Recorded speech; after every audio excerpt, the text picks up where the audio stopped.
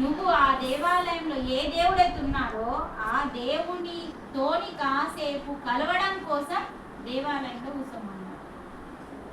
ఇక్కడ ఏమన్నా దేవుణ్ణి ఆరాధించడం లేదా? మనం స్వయంభుగా మనలో ఉన్న ఆత్మ రూపంలో ఉన్నాం. అందుకని అహమాత్మ, అహం అంటే నేను, ఆత్మని అర్జున. భగవంతుడు ఇంత స్పష్టంగా చెప్పిన మన గుర్రలకు అర్థమవుతుంది. దేవాలయంకి వెళ్ళాలి, గంట ఎందుకు కొట్టాలంటే మన నెత్తి పైన ఉన్న చీడని పోగొడుతుంది. అది ఓం అనే శబ్దం ద్వారా, ఓంకారం ద్వారా వచ్చే నాదంతో పాజిటివ్ ఎనర్జీతో ఏమవుతుందంటే గంట కొట్టి ఉరకదు. గంట కొట్టి ఆ గంట కింద కాసేపు కొన్ని సెకండ్లు ఆగితే అది ఇట్లా మనకి ఏదైనా వైబ్రేషన్ వచ్చినప్పుడు ఇట్లా రౌండ్ రౌండ్ రౌండ్ రౌండ్ తిరుగుతుంది చూడు. ఆ వైబ్రేషన్ అక్కడ స్టార్ట్ అయినప్పుడు అది ఎంత స్ట్రాంగ్ గా ఉంటుందో గంట అంత శక్తినిస్తుంది మనకి. మన గంటలు తుస్ గంటలతో ఏం కాదు, అంటే కొంచెం లైట్ వెయిట్ మన ఇంట్లో ఉంటాయి. కానీ గంట ఎంత స్ట్రాంగ్ ఉంటుందో పంచలోహాలతో తయారు చేస్తారు. ఒక్కొక్క లోహానికి ఒక శక్తి ఉంటుంది అన్నమాట. అందుకని ఋషులు నాలెడ్జ్తో పంచలోహాలతో తయారు చేసిన గుడి గంటని మనం ఎప్పుడైతే టంగుమని కొడతామో ఆ శబ్దంలో ఓం అనే నాదం వస్తుంది. ఆ నాదంలో వచ్చే వైబ్రేషన్ మన నెత్తి మీద ఉన్న నెగిటివ్ని తీసేస్తాను. కొంచెం మనకు ప్రమాదం జరగకుండా నెగిటివ్ తీసేస్తుంది. తర్వాత మిగతా అన్ని కార్యక్రమాలు చేసుకొని కాసేపు కూర్చొని కళ్ళు మూసుకొని ఏ రాముని గుడికి వెళ్ళినా ఆ రాముడు నాలోనే ఉన్నాడు, ఏ కృష్ణుని గుడికి వెళ్ళినా ఆ కృష్ణుడు నాలోనే ఉన్నాడు.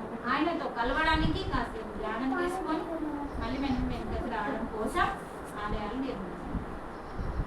కానీ మన ఆత్మతో మనం కలవడం కోసం, మనలో ఉన్న ఆత్మ, అందుకనే సర్వభూతాశయ స్థిత అన్నారు. అహమాత్మ, నేను ఆత్మని.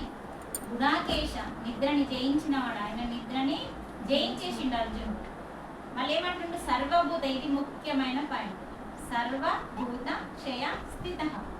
స్థిత అంటే స్థితమైన, సర్వ అంటే లోకంలో ఉన్న, సర్వ అంటే అన్ని, అర్థమవుతుందా? సర్వ అంటే అన్ని, భూతాలు అంటే ప్రాణులు. భూమి మీద ఎన్ని ప్రాణులు ఉన్నాయో అన్ని ప్రాణులలో, కోడిలో, మేకలో, పందిలో, కుక్కలో, నక్కలో, అన్నిట్లో ఉన్నాడు. దేనికి హాని చేసినా నాకు హాని చేసినట్టే అని ఈ శ్లోకంలో చెప్తున్నాడు. అందుకనే మనం హింస చేస్తున్నాం.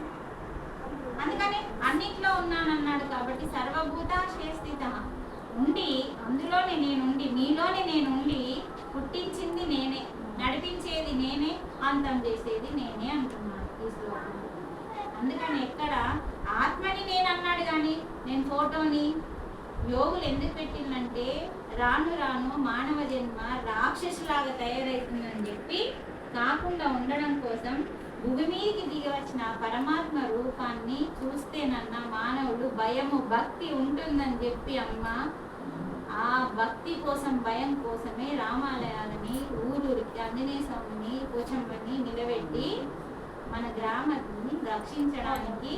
తర్వాత ఇంకోటి ఏంటంటే భగవంతుడు అనేవాడు ఉన్నాడు, తప్పు చేస్తే శిక్షిస్తాడు అని తెలుసుకోవడం కోసం ఆలయాలను నిర్మించి వాళ్ళని గౌరవించమన్నారు, వాళ్ళని ఆదర్శంగా తీసుకోమన్నారు.